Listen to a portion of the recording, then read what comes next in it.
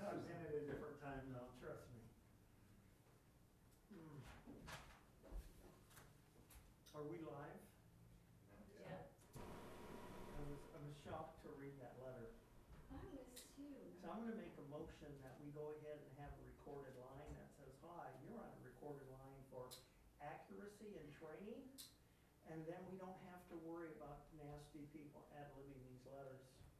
That was a lot.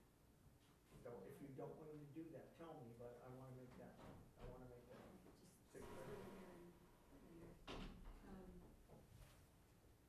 Let me give it some thought. Are we ready? accuracy and Well, training. cause I was on my, Accuracy and training. cause I was on my word cell. Yeah, great. All right, I'm going to call the meeting to order. Meeting of the Hawaii Groundwater Management Agency.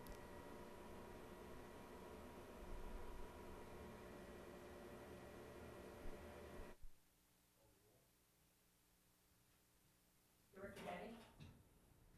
Present. Director Finch? Here. Director Pilkey? Here. Chair Hages? Here. Okay, we're going to stand for the Pledge of Allegiance. I pledge allegiance to the flag of the United States of America and to the republic for which it stands, one nation, under God, indivisible, with liberty and justice for all.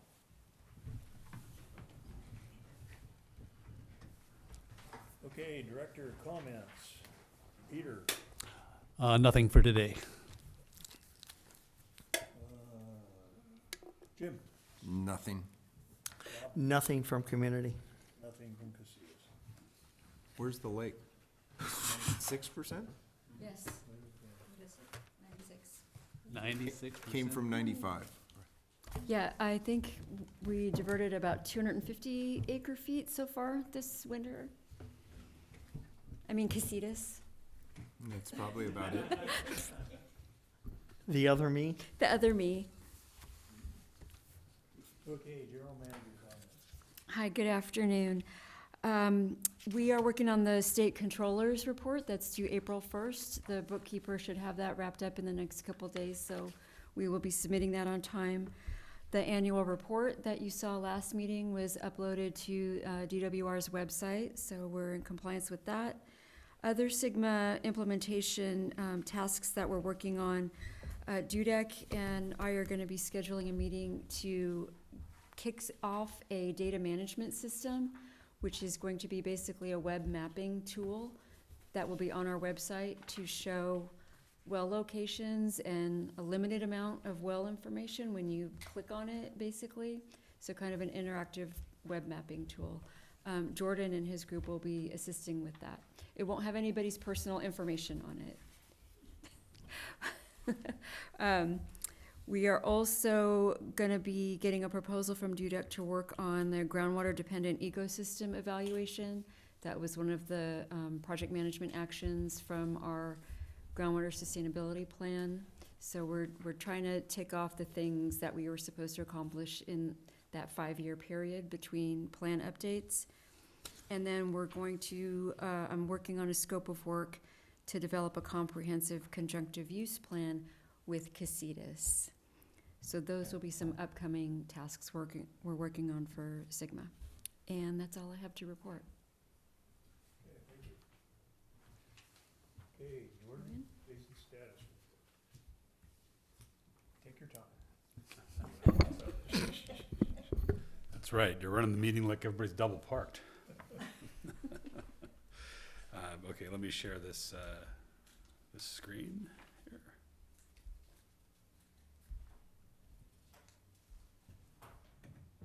And take it from the beginning. Okay, today I would like to present the Ojai Basin conditions under the title of an early spring. Of course, it is early spring, but that kind of is one of my favorite quotes that a basketball coach at UCLA used to say, if we don't handle our business on the first weekend of the tournament, it's going to be an early spring, meaning that their season was done and they're moving on to spring break early. And that always struck at me because it's barely spring as it is, and it is early. And here we are a week into it. And at that time, at this time. We're at about 8.64 inches of precipitation on the valley floor, 14.72 on the ridge. Of course, within the ridge top is where we get most of the recharge to the basin.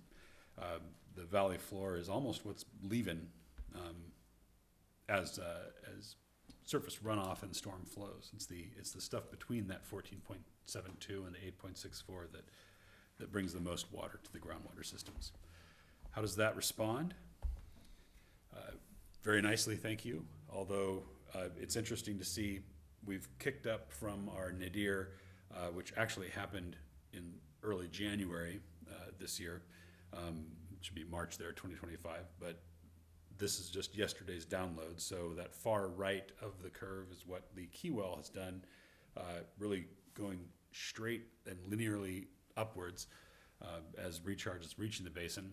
And importantly, not a lot of pumping because it has been relatively cool over most of this period. This time last year, we were just near the top of the curve there in the center left portion of the graph, right there where the cursor is. More absolutely, we're at 100.24 feet in that key well, which calculates to about 81% basin capacity, or 64,800 acre feet based on linear regressions. We are up about 7 feet and change from our nadir on the end of January 2025. Of course, last year we were 45.54 feet in this well on April 16th. We have yet to reach our peak yet in 2025. Hopefully a little more storms here and there might help, but importantly, if we can just keep monitoring this, we'll see where exactly that annual peak comes to pass. On the surface flow side, as of yesterday, Gridley was flowing in at 0.37 CFS, Thatcher at 0.04, barely a trickle. Reeves 0.38 actually had more water than Thatcher, which is unusual. The surface flow out of Montgomery, 0.45 CFS. Surface flow out of the basin on San Antonio Creek proper, 4.95 CFS. Senior Canyon Ladera Bridge, 0.43 CFS. McNell was dry, Stewart was dry. The sums here of inflow, 1.22 CFS as surface flow. Outflow, 5.40 CFS, largely coming from that uppermost saturated zone.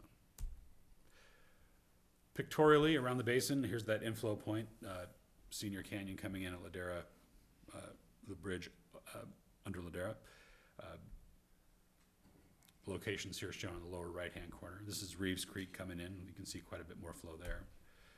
Gridley Creek coming out of Hermitage, a little bit of flow, 0.38.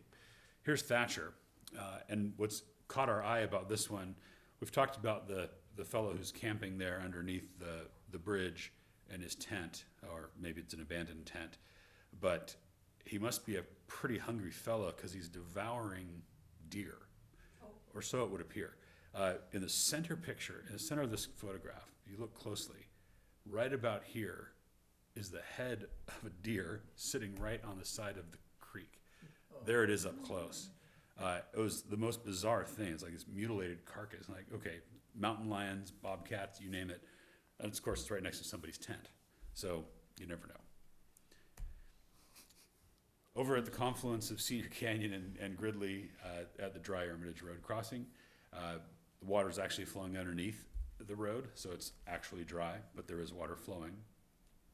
As it gets its way toward the spreading grounds, here's a photograph from yesterday. Of course, the creek is dry by that point, so all of that flow that you see at the confluence of Hermitage is infiltrated into the basin. Now, that's, of course, the intention of the spreading grounds, to take that water and divert it. When it happens naturally, we don't need to do anything, but in this case, this is a photograph of what those recharge wells look like at the spreading grounds as of yesterday. Rincon Consultants is conducting, on behalf of the county, an assessment of the efficiency of the spreading grounds, what condition they are in, what might be done to help them out as far as improving recharge capacity, infiltration, etc. And I think they're working on a project where they'll have a report in the next month or so to the county about what to do with these and what the highest and best use of them may be. But that's what it looks like as far as a recharge well with a eductor pipe and clean out pipe and sounding port. There's a logger on a yellow reel there that is very similar to what we use for monitoring the monitoring well and depths to water and temperature that we report on here in all of the production wells that we monitor, as well as the monitoring wells at the San Antonio Creek Spreading Grounds and the depth discrete monitoring well, as well as those of Ojai Valley Sanitary District. So common use tools. Down at where the water's exiting the basin, here is the creek road under Stewart Creek or Fox Creek or Montgomery, whatever it's called, depending on the map you're looking at. Notice how dark the water is. It's pretty tannic because it's flowing relatively slowly and has a whole lot of algae starting to form and leaves with which to make the tea. On the discharge side of the basin on San Antonio Creek, it's similarly darkish water, but it's also flowing a lot more in this case by a factor of almost 10 times. What do we look like going forward? I think the official prediction for 2025 is El Nino surface oscillation neutral, not La Nina, not El Nino. It's called near normal, so pretty close to La Nada. On the seasonal temperature outlook, we're looking at equal chances for precipitation to average and temperature, although it's looking warmer and drier seasonally for April, May, and June 2025 based on this week's NOAA predictions. Seasonal drought outlook regionally puts us in a persistent drought condition, although this is pretty short-term and really only valid for a few months, relatively recently put together. And drought is how you look at it. You'd think, oh, how can we be in such persistent drought conditions? Our creeks are flowing, the water levels are relatively high. Well, conditionally, drought is a component. Drought is a description of multiple parameter components. And if we look at what another agency is putting together, as long as those federal agencies exist, the short-term composite drought indicator, short-term, puts us about near normal, not abnormally dry nor abnormally wet. We're in the white section in this short-term composite drought indicator. But if we look at where we are regionally on the long term, we're also near normal, whereas previously we were still in the wetter side of things. This is this week's prediction and drought indicator. I like the way these look because they appear to be pretty accurate and similar to what we see in the field, on the ground, and under the ground. Okay, any questions? What was it, NDMC? What was the agency? Yeah, so this is the National Drought Mitigation Compendium. It's or center. It's at the University of Nebraska that does this modeling and does this evaluation. I'd never really seen it until this year, but it's a pretty useful tool, I think. They've got a handful of different models that they evaluate, and they're really, what I like about it is it really takes a lot of the parameters of hydrology into account: soil moisture, creek flow, groundwater levels, and of course precipitation. Any other questions? For the record, Director Whitman is present.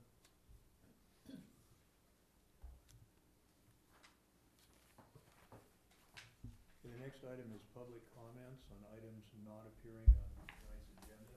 Are there any public comments? Hearing none, we move to consent agenda. We have 7A is the financial report, and B is the minutes of the February 27th meeting. Please turn on your microphone. Oh, sorry. There we go. Are there any public comments? No. All right. Consent agenda. Finance report for February 2025 and minutes of the February 27th meeting. Any questions or comments on those two items?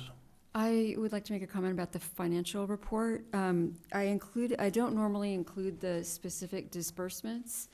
I did this time because I wanted to point out two of them that were customer overpayment refunds, that one of them was a big number.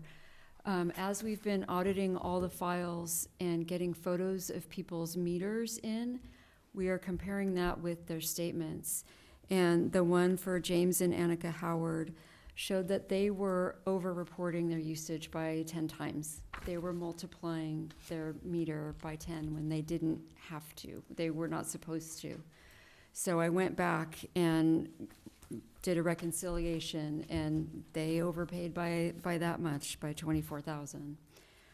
Similarly with Elizabeth Tully, it's been interesting getting photos of meters and also teaching staff, how to kind of do some quality control on the statements when they come in to see if they make sense.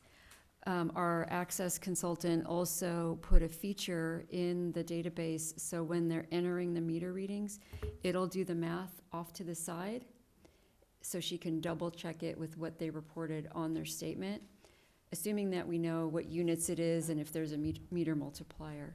So we're cleaning things up as they go on, and hopefully I'll find one that'll offset this where they're under-reporting. I just wanted to make sure you were aware of that. It also affected the extractions, the annual extractions, because we had to reduce them. They were over-reporting. That's why the extraction reports for the last few years are attached for your information.